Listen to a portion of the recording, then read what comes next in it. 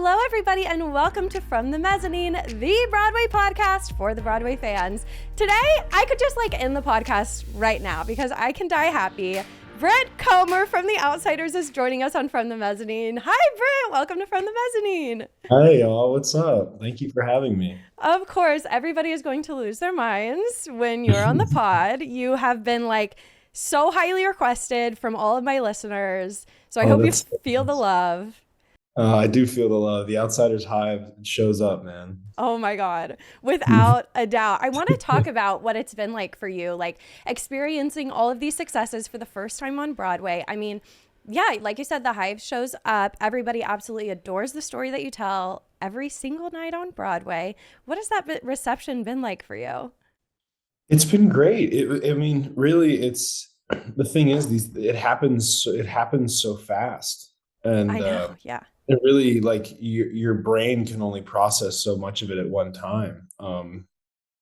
But everything I have been experiencing is good. Has been amazing. It's obviously it's been a dream come true. It's like you start experiencing things that you've been dreaming about for a long time, and you learn about the good things about it, the bad things about it, and slowly it becomes not in a negative way, but it's demystified in a way. Right. Yeah. Absolutely. Because it's been something you've probably looked up to your entire life, I would assume. Yeah. Was this something you always knew you wanted to do? Was Broadway your end goal? I think from the age I was 17, yeah. Uh-huh. Before then, I didn't really know what I wanted to do. I thought I wanted to play sports, and I didn't really I was a bit of a lost soul. I knew that I loved stories and storytelling, but I didn't really know where I fit in that world. Do you know what I mean? Of course. I didn't know what role I played in the world of storytelling. What You kind know, of sports were you interested in doing? Did you want to do oh, that professionally? yeah, as a kid, that's what a lot Yeah, of my friends wanted to do. Yeah, of course. Yeah. and it's I want to be an astronaut. I want to but obviously, I'm in no place to say that you can't achieve your dreams if you really want it. But I think that I wanted to play football professionally. I wanted to run track. I loved track. I love track. The Olympics just finished. I was in heaven for a few weeks there. Yeah. Yeah. I love the Olympics. It's so hard to watch, by the way. If anyone involved ends up watching this, I really hope that Peacock fixes, because I missed so many events. It's my Oh own fault. man. Anyway, What did sorry. you miss that you wish you saw at the Olympics? Well, I wanted to see the breakdancing. You didn't see that? I watched that No, live. I didn't see it. It was crazy. I saw that it was on the schedule, and I was like, yo, sign me up for that. And I couldn't figure out how to watch it. It was my fault. But anyway, no shame. 2028, Brent Comer's going to be in the Olympics for breakdancing. I'm For predicting it breakdancing, right I'll be now. wearing this top too. It's perfect. You look like the Australian girly breakdancer, No, low dude, key. say what you want. She brought it. She brought something, that's for She sure. brought something, that's for sure. That's hilarious. Okay, so Um, growing up though, you were involved in sports. Sounds like you were involved in a lot. You had a lot of things working for you. Did you always have the voice of an angel? I'm surprised you say you were so taken by sports. I would think people would be like, Brent, you need to go to Broadway now. Dude, I do. I'm way too shy. I honestly don't even know how I do it now sometimes. I'm Really? so shy. I'm so shy. It's so that's the thing. I never sang growing up, ever. I did school chorus because it was kind of fun, but I didn't I mouthed most of the time because I didn't really Oh know what my we were. gosh. But I never sang until I was literally forced to, because my first theater class, um I was trying to sign up for a newscasting class for the morning announcements in high school, and Okay, that's not a shy thing to do though. no, I wouldn't be The news anchor. I would not be the anchor. I would be the guy who gets to be on a computer for the first couple periods of high school, Uh-huh. making stuff, and I thought that would be fun. Yeah, And yeah. I accidentally selected the musical theater class. So they were all under these theater denotations, theater numerical, theater 305 or theater 5 whatever, and Yeah. I picked the musical theater one. And Oh my God. I don't exactly remember how it worked, but like I just So remember I was just like, funny. all right, well, I guess I'm doing newscasting. And then I walked in first day, and the first day in the theater, they were like, all right, welcome to musical theater. I was like, okay, this is a huge mistake. You're kidding. And they were like, yeah, stand up and sing for the fall musical. And which apparently everyone knew about that I just didn't know, I guess. But I stood up and I sang La Vie Boheme from Rent. You did not. I did. And Wait, for what length? Because that's a long song. Like, how long did you go on for?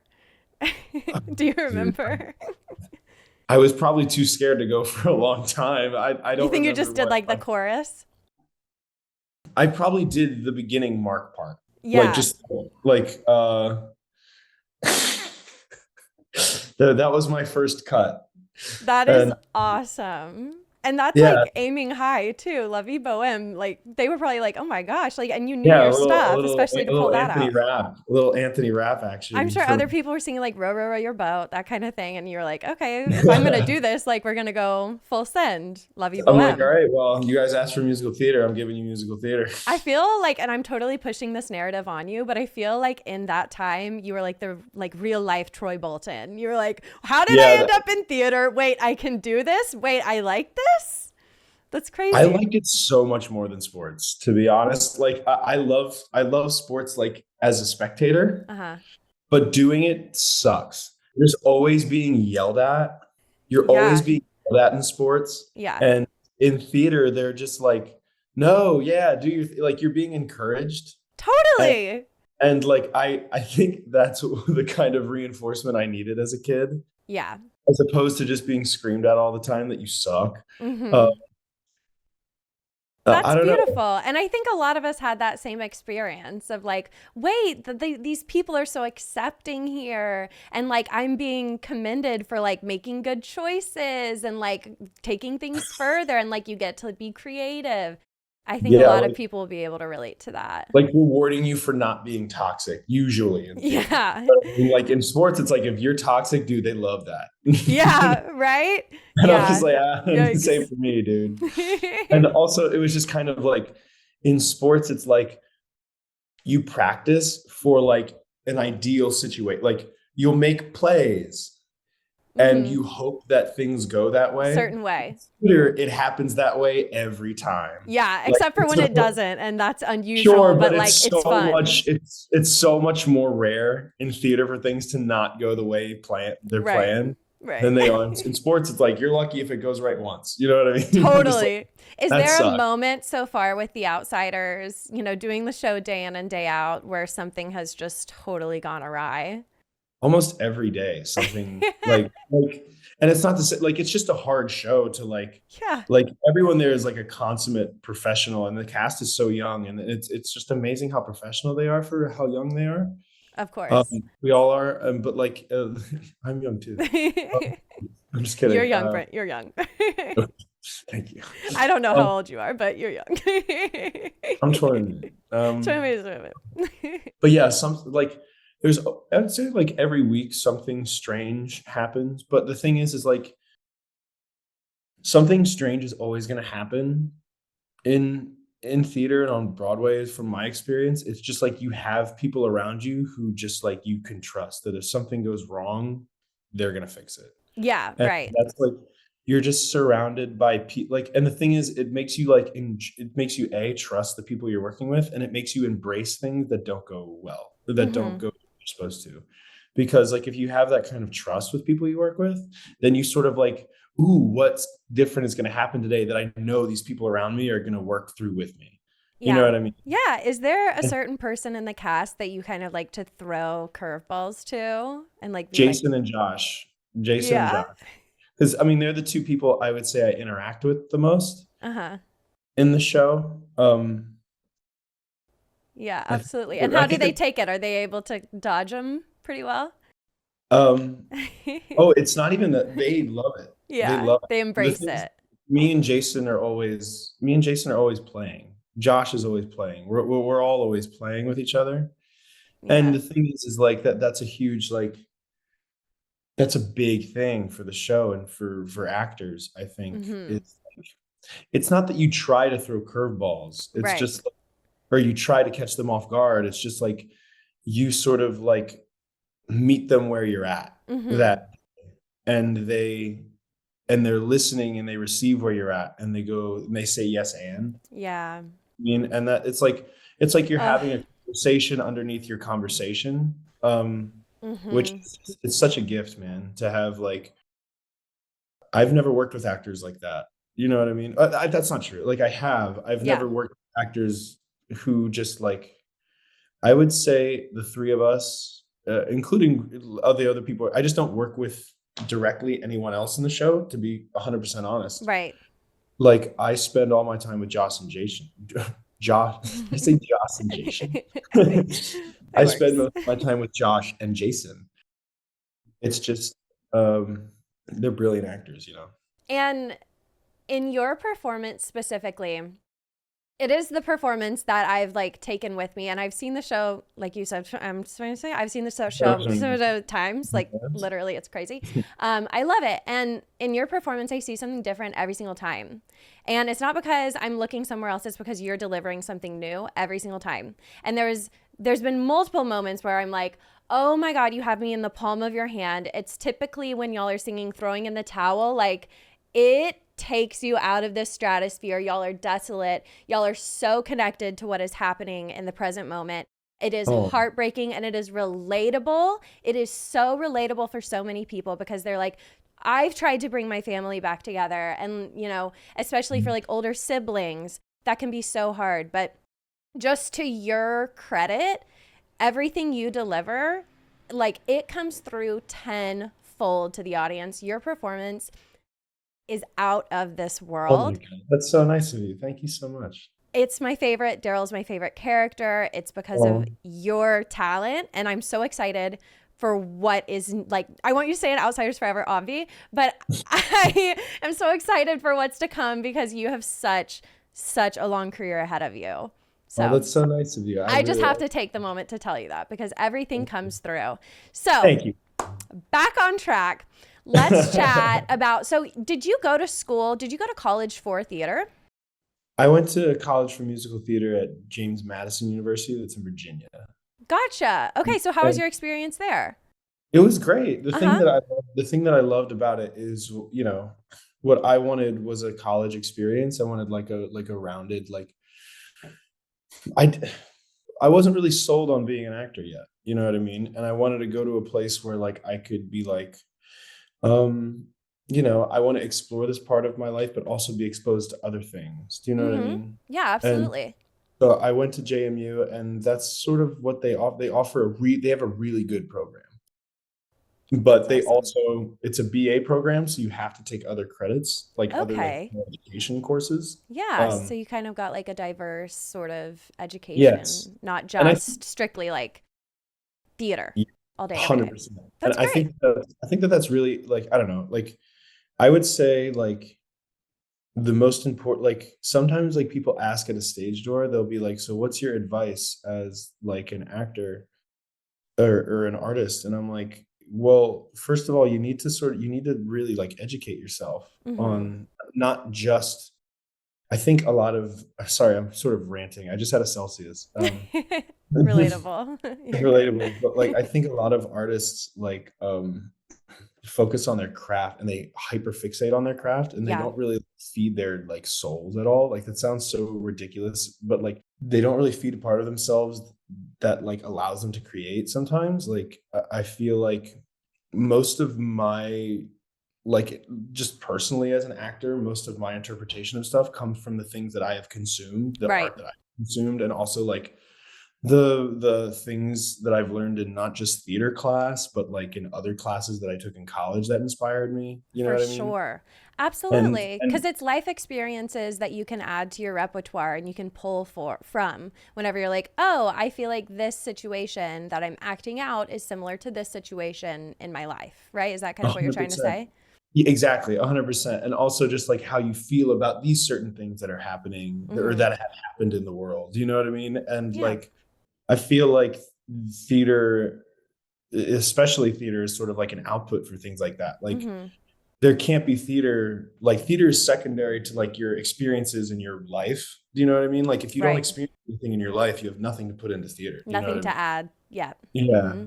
Yeah. And like, so like when people ask me, like when they're thinking about schools to go to, or they're thinking about like, how to like what what my advice would be for actors, it would just be like to find out sort of what inspires them and sort of like what gets them going. Right. And like, because if you don't know what you love, then how can you make something? You know what I mean? Or if you know, specifically for me, it was figuring out things that I didn't like in Mm-hmm. college. Yeah. Like the things that I didn't like learning about in college, I was like, it pushed me in a direction. Oh no, I like this. Do you know what I mean? Totally. Don't like, Absolutely. yeah, like I don't like this kind of work. Like, I won't say what kind of work it is. There's a lot of work that I'm just Yeah. like, that's really strenuous for me to Yeah. consume, Absolutely. and it pushed me in an opposite direction. And I think that's what school's about. Yeah. Like that's what those years are about. When you go to a conservatory and like you're consuming all of this information and all of this stuff, and it's like Mm-hmm. consuming all that stuff is like to figure out what you like and dislike. Yeah. Yeah. 100%.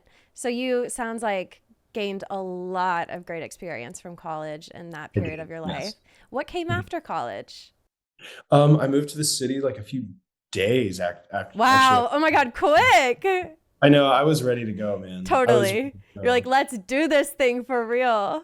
Yeah, That's awesome. I didn't want to go home, or like I moved to the city like immediately, and then I started working at Maison Pickle, baby. No. Oh my God. Jacob's Pickle is my favorite restaurant in the city. I've never Yeah, been to the Maison. they call it their sister restaurant, at least when I was there. I need to Um, go there. I love Jacob's Pickle. Shout out. oh my God, I love it. I'm sort of loyal to Maison though. I don't know what it Okay, is. I'll try it. It's like more elevated, right? Sure. It's not? Because like Jacob's Pickle's like super like grubby American fare, but Yeah, it's so good. well, yeah, I it's thought like super Maison was like clubby. fancier, or is that just the Yeah, I name? mean, it's the same prices. Oh, Or like, at least from my experience. Like what last time I went, I was like, okay, it's the same thing. oh, Sorry, awesome. no offense. It was great. But yeah, no, so I started working at Maison Pickle as a host, Nice. in uh living in Washington Heights, Yeah. and taking a ridiculous train ride to get to where I remember. Dude, no, I was living above Washington Heights. Oh, dang. All the way I up was there. I was on 189th and St. Nick, and Dang. I was working on 84th. Yeah, it's a And I hike. was like, that train ride was rough. Um, Hmm. yeah, so I worked there for about 3 months. I just remember it was really hot, and then I booked Les Mis Shortly after, or were you like in the city for a minute? for like 3 months, four Oh, months. that's quick. That's a really quick turnaround.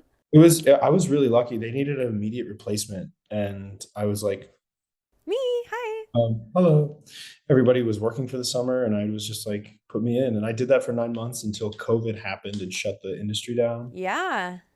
And I feel like you graduated at a really good time because you at least had that to put on your resume and be like, hey, like I booked this tour. And then once COVID, subsided, you were able to be like, okay, like let's jump back in. I feel like it could have been discouraging if you didn't have that like initial push before. oh my God, yeah. I mean, Yeah. like, yeah, it was rough. It's sort of like I was really lucky to have that credit, Hmm. but like God, like that part was just so discouraging. Like God, Yeah.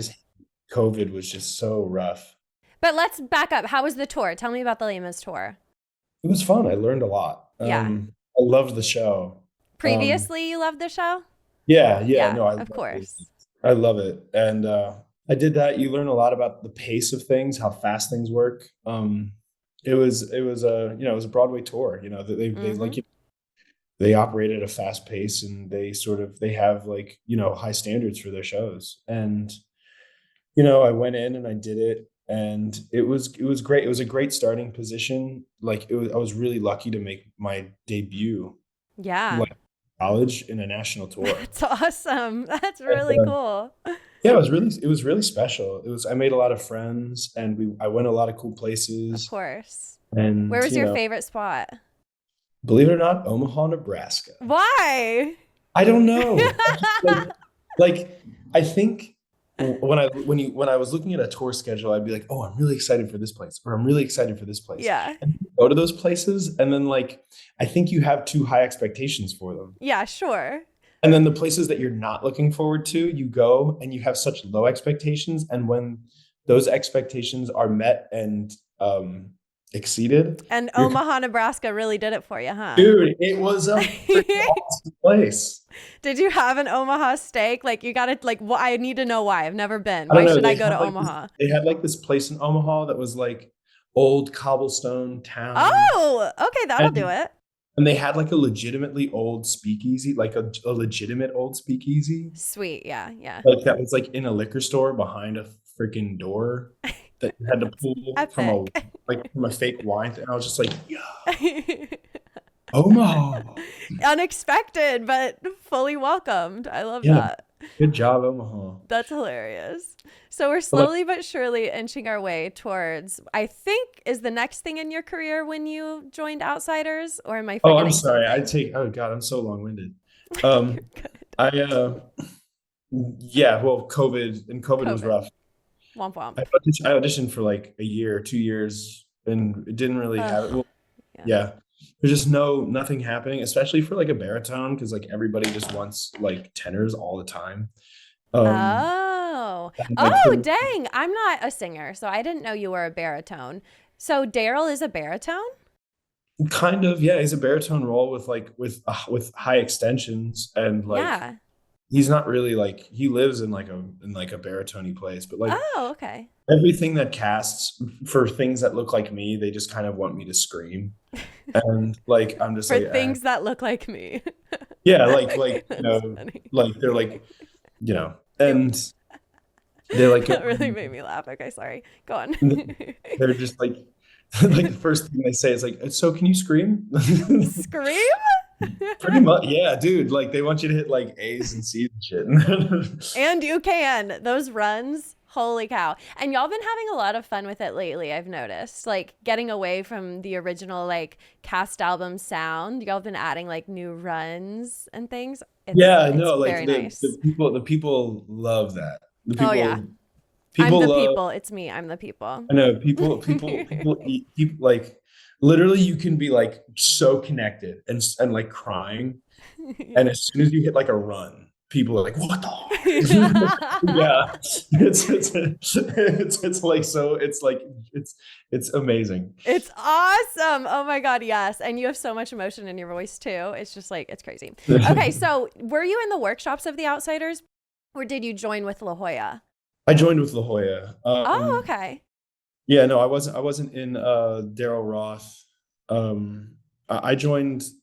There was like this huge like audition for the Outsiders for to play Paul, and I played Paul in La Jolla. Yeah, I need to hear about that. Tell us about that experience joining as a Soch. It's so wild. Like I auditioned. Like the audition process was like. It was at Pearl, and I remember every straight male musical theater was there, and it was just like it was like a Fiero call. It was like wow. it was like that Office meme. It's happening. Okay, it's happening. Yeah. And like so we were all in this dance call, and it was the sweatiest room I'd ever been in. Oh my God. And we all went in and danced. I thought I was going to get cut from the dance call. I literally forgot the combination clue. What was the combination? Do you remember? Like which song it was? It was Little Brother. Oh, okay. But it was like an old version. Gotcha. Back when there was like a big dance break to it, which has since been cut or repurposed in different places. Sure. And I just completely forgot it. And so what'd you do? Looked around and like caught back up? I looked around and they had like two guys in there who were just like amazing dancers. Wow, yeah. They had like everyone else who just was clearly not a dancer.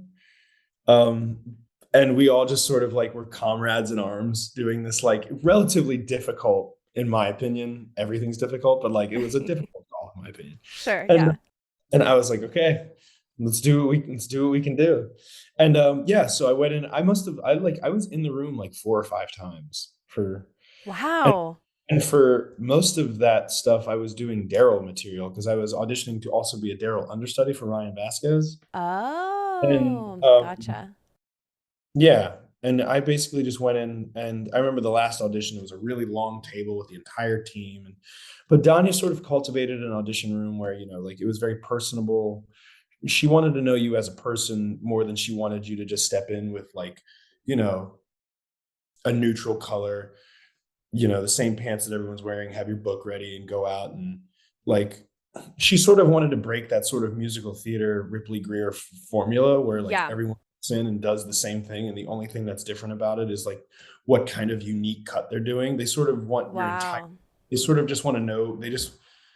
And I guess like my philosophy on audition rooms sort of like meshed with hers, where like I just like when I go into an audition room, I'm not very, hi, I'm Brent. Today I have like I'm just kind of like, hello. You're And yourself. I mean I try to be. Audition Yeah, rooms scare the hell out of me. of So like the best course. you can sort of do is just like not hide anything, because I know if I hide, I'll lie, and I'll be like it'll be weird. Yeah, But and like it'll come through no matter what. yeah, Yeah. like I'm not a, you know what I mean? I'm just so, for better for worse, unabashedly sort of myself. I hope one day we'll see you in a role where you do jazz hands. Just saying. I'm putting that out Maybe, there. maybe we'll see. But yeah, no, it just like she sort of cultivated a room that I resonated with. That's awesome. And, it was easy to sort of be myself in. And, Mhm. I think being an actor, even though your job is to explore other people, Mhm. you sort of really need to be comfortable being yourself first, Yeah, right. which is so important. And I think that she sort of recognized that. And that's sort of, the kind of group that she put together, people who like, who weren't gonna hide. You know what I Mhm. mean? Who weren't Mhm. gonna hide behind their work, if that makes any sense. I feel like that comes through so clearly in The Outsiders because I think everybody would agree. We feel like we see you on the stage. We see the characters, we see the work you've put into the characters, and they're so well rounded and so developed. But at the same time, it truly feels like we see your truth as Thank well. Does that make sense? Like, Yeah, I think with the story, that's like what the story is. You know what I yeah, mean? Because the story is like, I think what resonates so much about it is that like I feel like it resonates with people on such a personal level that like not a whole lot needs to be like brought to it. And I uh feel like huh. a lot Yep. in theater, you're bringing a lot of stuff to material. Yeah. And I think that the best kind of work is when you sort of strip all the bullshit away. Right. And like that's really why this show for me has been such a gift, because like it's really just like you don't have to pack more nonsense onto it Mm and hmm. like more ornaments and more glitz and nonsense. It's like, no, what happens when you just take that away Mm hmm. and you're stuck emotionally naked in a room? And like I think that Yes. that's sort of the subversion I think that we're going for. Mm hmm. And yeah. It's the emotions that you remember after you see The Outsiders. It's like what it made you feel that gives it that lasting impact, especially for me personally. So it all Yeah. comes through. It's just incredible. Thank you. Yeah, no, I think that's sort of like what we like. I think that's what makes it so. That's what I love it so much. It's for a lot of us, it's our first go around, so it's our Yeah. baby. You know what I mean? Yeah. Oh, that's so awesome. Oh, wait. So you got the role of Paul, right? God, What I'm was your excited. feel? Like, what went through your head when you were like, oh my gosh, I'm Paul? Like, how did I you was in feel this about that? room. I was in Yeah. this. I was That's like freaked awesome. out. I ran around. I was like, oh my god, I can finally do theater again. That's I can awesome. do film again. And Yeah. you were sort of inducted into this family of outsiders who like, if nothing else, we all loved what we had, like the show that we had and the Right. story we were telling before anyone really knew about it. We knew that we like loved it. And, I went to La Jolla and I did the show, and, it was interesting. I'd never seen something get built from the ground up like that. Yeah. And even at that place, we were still building it from the ground up. We were discovering what things were. We were discovering what the Rumble was still. Mm-hmm. We were discovering what like the language of violence was in the show, because violence in the show is a very like it's a very prominent theme. Yep. Like the sort of the language with the sound design and like the Rumble sort of opened up this conversation about violence, and like what does it mean to have the violent parts heightened, Mm-hmm. the way that it like sort of departs from reality. Right. And that was a really big thing that we were trying to discover. And like with a lot of out of towns, you sort of like you're still piecing stuff together, you're seeing where things come together. And there were times in La Jolla where we just were like, what is this thing that we're working on? Like we have all these cool pieces, but how do they all fit together? How are they all part of the same piece, and how do they all speak to each other? Mm-hmm. And I loved watching that process of these brilliant creatives take all of these wonderful pieces that they've made. And like what I learned was that making the cool individual pieces wasn't the hard part. It was like, how do they connect? It was like, how does something like Runs in the Family work with the Rumble? Do you know what I mean? How does that slap? Like the moment where the Coopermans and all of us sort of realize that the slap is a part of the Rumble was like, oh my God. Yeah. You like this, I have chills.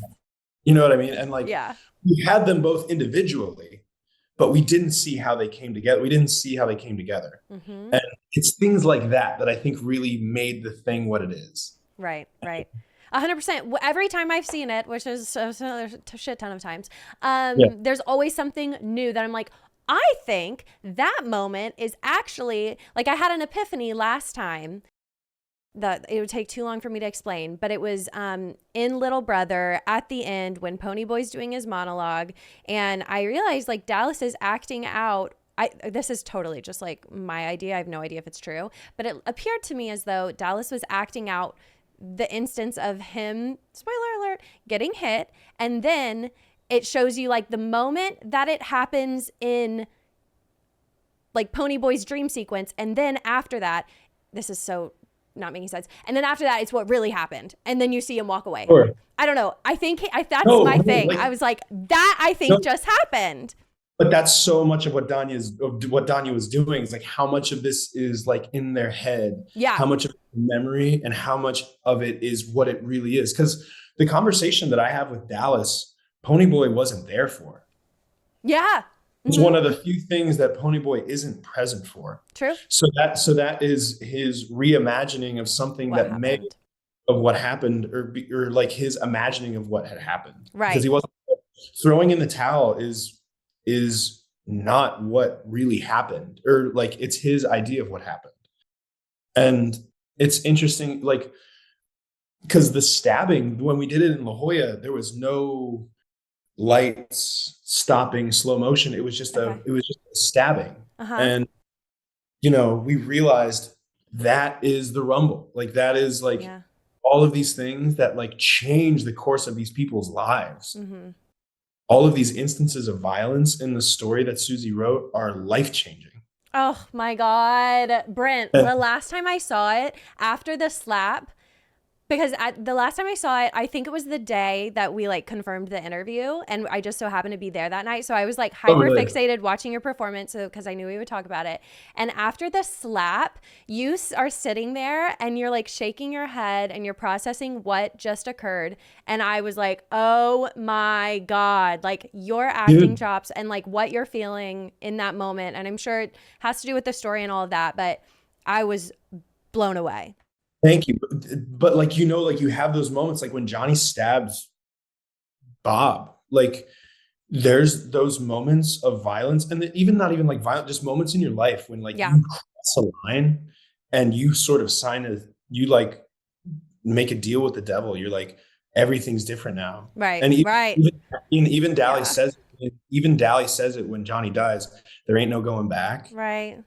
There's so many instances of there's no going back now. You know what I mean? It's profound. It truly is. And this is what separates like good shows from great shows. It's that you can continue seeing it and finding new things. And it is like these are intentionally written into the show to possibly be interpreted multiple ways, or, you know, to have your own impression of it. And that's genius, like, simply.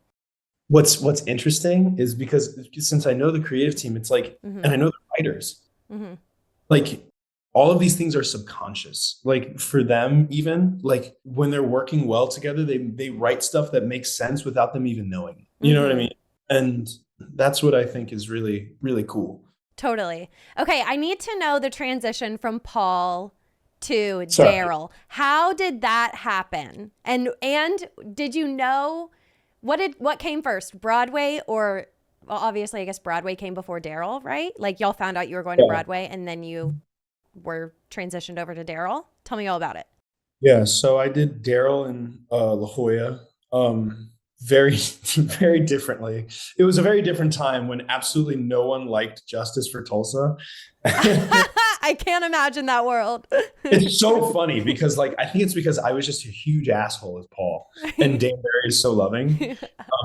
That might be it. Justice for Tulsa was like, everyone was like, this song is not it. Like, wow. So it's so racist. It's so like harsh and like, and then it came to Broadway and it was like everyone's favorite song. It's amazing. Yeah, it's grown on me for sure. But so we did La Jolla. I never got to do Darrell except for in a put-in. Oh wow. Yeah, like Ryan never calls out. He's a tank. Yeah. And so no one had really had a chance to see me do it ever. Mm-hmm. So we found out we were going to Broadway and it was cool. It was amazing. It was like, you know, you found out that like you were going to be part of a Broadway process and, you know, it's a special thing. Yeah. And, right. You know, and there were still so many things up in the air, you know, like where are we going to be? Like who would be joining the cast? Is it going to be majority of the same cast? Am I in the cast? Yes, there's a lot of so many things in the air that are stressful in a process like that. Yeah. Especially when everyone is so, you know, it's a family culture. Mm-hmm. But you know, we found out a few weeks after that, months after that Ryan, who in an unprecedented, you know, situation was between shows, and he was wild.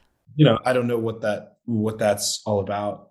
You know, he just, you know, we knew that like he's only one person, he can only do one thing, right? And he said that he would be going with the Notebook, and we like, you know, great.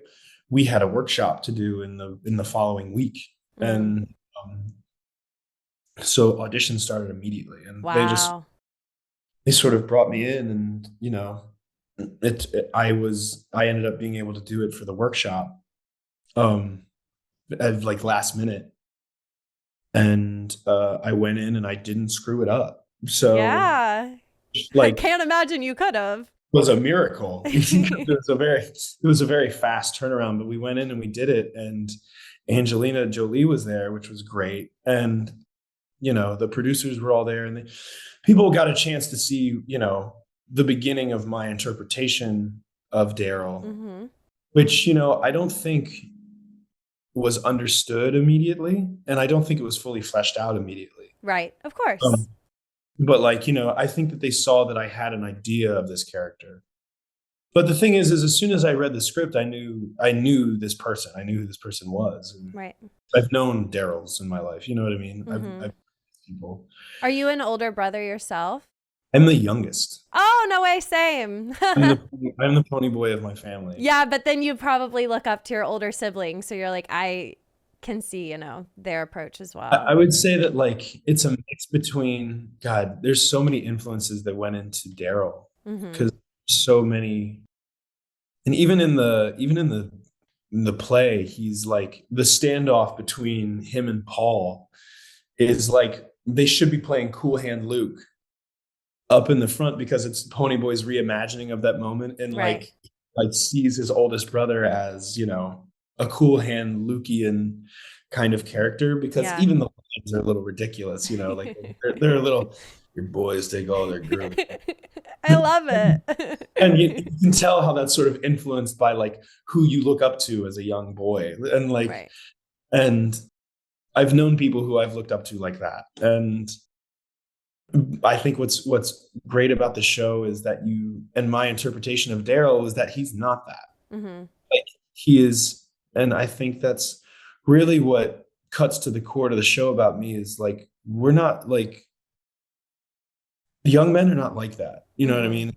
People are not like that. I think that like this idea of masculinity, especially with Darrell, he's the quintessential, like lower middle class American man who like Right. can't really make ends meet, teetering on the line there. Mm-hmm. And I think that he's sort of like the antithesis to sort of like a romanticization. Is that a word? Wait, I know what you're trying to say. Yeah. Oh, romanticizing Yeah. like masculinity. Like Yeah. he's all these hard things on the outside, but he really is just struggling to stay in one piece. Yep.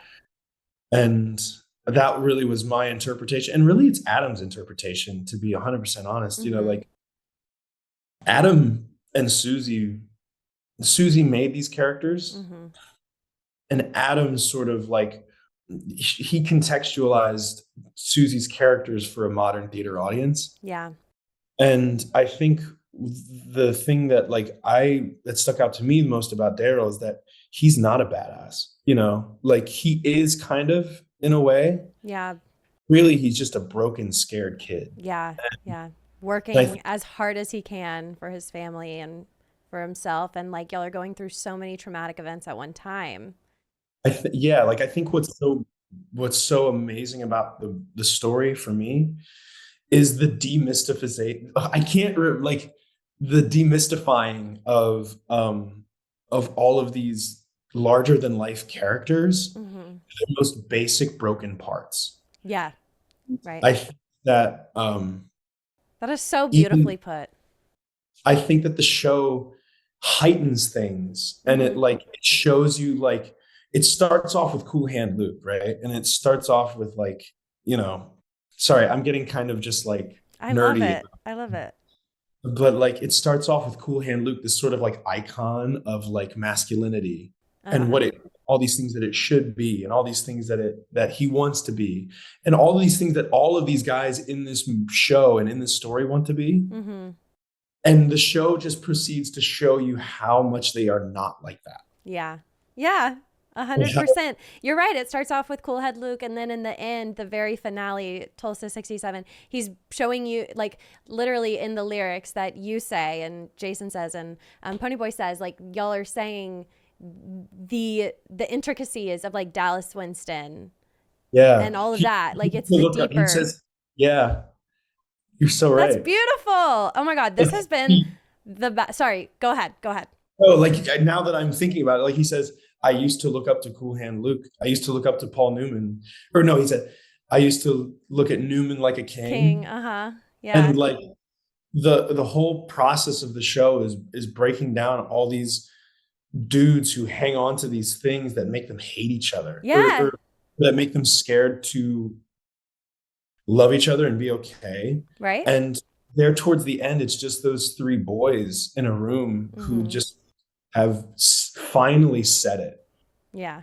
Like, I love you and I'll do anything for you. Yes. Oh man, it's so powerful. And the whole show, you could argue, is just a bunch of bullshit to get to that point. That's right. Yeah. I mean, there's it's bullshit, but like it's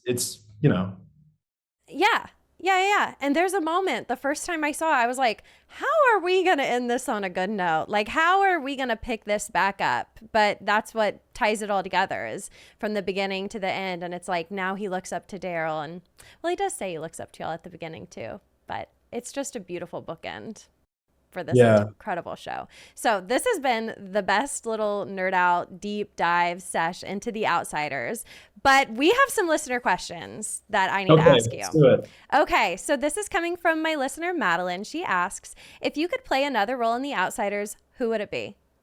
I'd want to try. I mean, like, I wouldn't actually because I can only see it as Jason. I'd love to like watch us switch one day. Oh yeah. Oh, that'd be See crazy. what we would do. Do you think you'd have like as much fun as he has with Soda Pop? Yeah, I mean, I would Yeah. have fun with it. As Darrell, I can't really have fun, Yeah. No, you which is so can't. sad. I You mean, have I like can with him, yeah, yeah. but I can't like I can't look like I'm having fun. You have like 2 seconds of happiness and Hoods turn heroes. And it's like, never mind. I know it's so sad. All right, I want to see that. I think y'all should switch for one night. Just like don't tell anybody and just do it. Yeah, people would be like, never noticed. Exactly. Gail asks, I'd love to know how he prepares for such an intense and serious role and how he keeps that energy going night after night, especially since he doesn't seem that way in real life. Well, I think I have to have a lot of levity in outside life. You know, like Yeah. I like I have to balance my job and the things I have to do with my job with other things that I like to do and laughing a lot and like finding a way to, you know, not carry it into the rest of my life.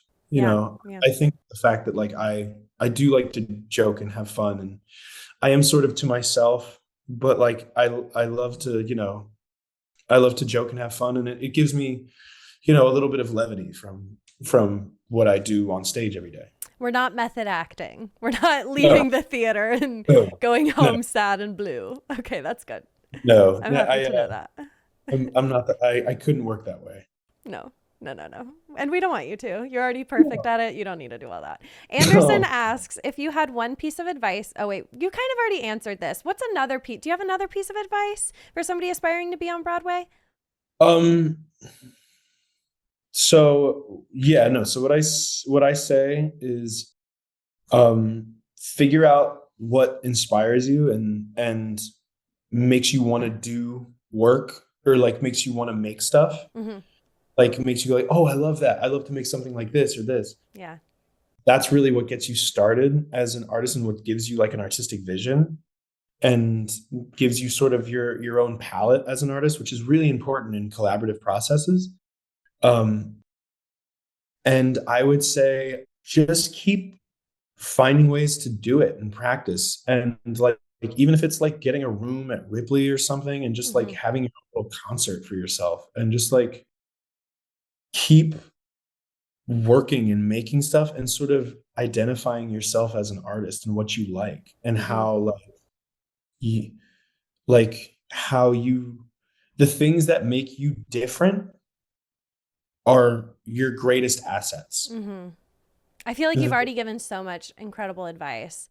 And like you said, the things that make you different. Like, don't feel like when you walk into the audition, you have to conform to what everybody else is doing. You don't, they have 1,000 Fieros. They burn through Fieros. That's no offense to anyone who played. Like, I'd love to play Fiero one day. But I like, would love to see you as Fiero. That is like one of my favorite roles on Broadway. Oh my God. Would you be but Fiero? Would you want to do that? sure, I love Fiero. I don't know what I would want to do. I would like, Yeah, I I don't hear know you. what the next step is for me. I just know that like, if I were to play Fiero at one point, like I would bring a certain level of certain part of myself to it Right, right, right, right. as opposed to being Fiero, who you Exactly. imagine Fiero is, because that's like they can get anyone to do that. I hear you. And like I think that for young artists, when I was a young artist, I tried so hard to be these people who I looked up to and to be exactly them. Yeah. Or I tried to match their skill set completely. And your skill set, the things that make you different from those people you look up to are what make you you. Mm-hmm. And that is, and you like you pull stuff from people you love, but discovering who you are individually as an artist is what gives you your value. Mm-hmm. You are such a wealth of knowledge. You would not think that you were 20. Okay. Yeah. Kaylee. Sorry, go ahead. What were you saying? No, you think I'm 20 years old? Okay. Kaylee says or asks, what songs would Darrell have on his playlist? Oh, What is he bumping? you would have a lot of John Cougar Mellencamp. Okay. Yeah. Yeah. Um, Yeah. if I mean, way before John Cougar. I don't know why I think John Mellencamp when I think of Darrell Curtis. That's funny. There's this song called 16 Tons Okay. that I thought was quintessentially Darrell Curtis. Here, I'd have to look. Oh, okay. Everybody go listen to it and channel your It's inner Darrell. Tennessee Ernie Ford. I literally just think of Darrell Curtis when I listen to it. Okay, I love it. Great answer. Great answer. Okay, Yeah. let's do some quick rapid fire, and then we're going to close it out with my favorite game ever, Greaser or Soch. But first, rapid fire. Are you ready? Yeah. Okay, get on your toes. Here we go. Describe Darrell in one word. Unyielding. Yes. You've played both a Greaser and a Soch. Which do you like playing better? Greaser. Yeah, okay. Favorite song in The Outsiders? This sounds bad, but throwing in the towel, even if I wasn't doing it. Yeah, that's my favorite song. Okay, what scene or song from The Outsiders do you wish that you were in? Hold on. Returning back to the last one, I do think Death's at My Door is slept on. I do think it's probably one of the best songs in the show. I don't think it's slept on. I don't think it's slept on. I literally like, I love it. like, I think it's just so, sorry, go ahead. Continue next one. My favorite is Throwing in the Towel and then Far Away from Tulsa. Just, I had to put that one is so good too. I love Far Away from Tulsa. Okay, what scene or song from The Outsiders do you wish you were in? The fountain. Which one? Oh, scene? Oh, okay, we're going scene. The fountain stabbing. Oh, snap. Slow Yeah. motion. Dude. Yeah. So crazy. Yeah, it's crazy. That is a wild scene. It takes the audience like we're like, okay, we're having fun, and then that scene and the gasps in that scene are awesome. When we first saw that in the rehearsal space, we were like, well, the thing was, is the Coopermans, we didn't have a blackout or lights yet. They were just doing it, and then Jeff Cooperman would be like, lights out. Yeah. Lights on. And you're like, lights. Oh, that's nice. Like that works. And we were like, yeah. Because we could see what they were doing. We were like, oh shit. Yeah, it elevates it. All right. Yeah. That is epic. If you could pick the food you eat at the end of The Outsiders every night, what would you eat day in, day out? It's so funny because we actually kind of like the food that we're eating. I know, that's what I hear. So you're like, I wouldn't change a thing. Honestly, like it's so sentimental at this point. I just want that food. Yeah. Oh my gosh. You're probably like in 30 years from now, you're just going to be like, why don't I just cook it up so I have like that nostalgic flavor? Dude, it has no business being as good as it is. That's hilarious. It's like beans and green beans and like rice and beans, right? Rice. And it has like vegan meat in it or something. I don't know. But it's actually so good. It's actually stupid good. Y'all make it look so good. I couldn't tell if it was the acting. Like, we can only get 3 bites in, but we enjoy every bit of it. That's awesome. I would say, like, if I could pick it, yeah, I would have like a gnocchi or something. Oh, bougie from Maison's Pickle. No, they like exclusively do like French dips. I hear you. Okay, so that's steering not away. All right, some gnocchi at the end of the night.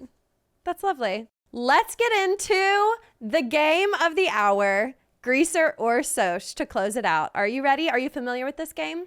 I'm not. Okay, entirely. so it is. I'm going to be telling you. I like literally invented it. I don't know why I ask if you're a celebrity or if you're familiar. Okay, so I'm going to be saying celebrities, and you're going to tell me if you think they would be a Greaser or a Soch. Oh yeah, if they were in The Outsiders. Okay, here we go. To kick it off, Greaser if or they were in The Outsiders or just their personalities. Their personalities. Like, you're not going to say what character they would play. Just like, is X a Greaser or a Soch? All right, hit me. Okay, Greaser or Soch. To kick it off, the Baltimore Ravens quarterback Lamar Jackson. Dude is such a greaser, bro. Such a greaser. He does things differently. He does things his own way. He's such a greaser. That was special for you. I Googled that last night. I was like, wait, who's the quarterback? I'm trying to play it cool. Okay, Lady Gaga. Greaser. Yeah.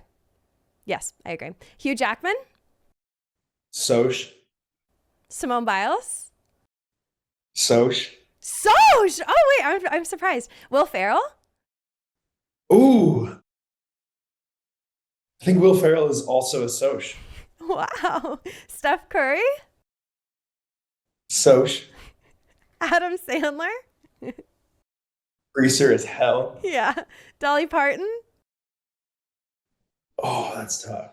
No, she's a greaser. I think so. She's got that She's a edge. Post Malone? greaser. Yeah! Woo! Okay, that was Greaser or Soch. Oh, Brent, man. we did it. Okay, Brent, thank you so much for coming on so From the fun. Mezzanine.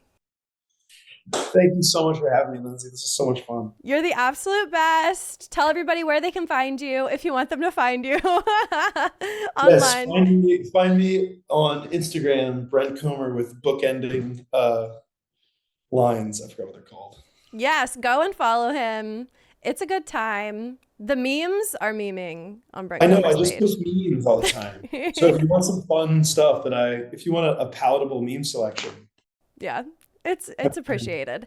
Okay, Brent, thank you so much for coming on. Thank you so much for having me. This was so much fun. Bye. Bye.